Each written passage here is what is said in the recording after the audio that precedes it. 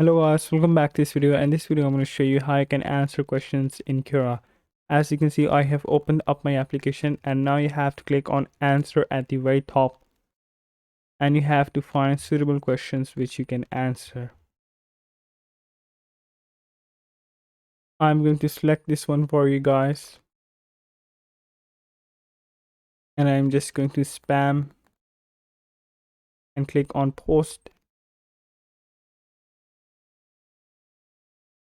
It is asking for your credentials. You can add a credential by clicking on that plus sign. As you can see, it is asking for employment, education, location, space, etc.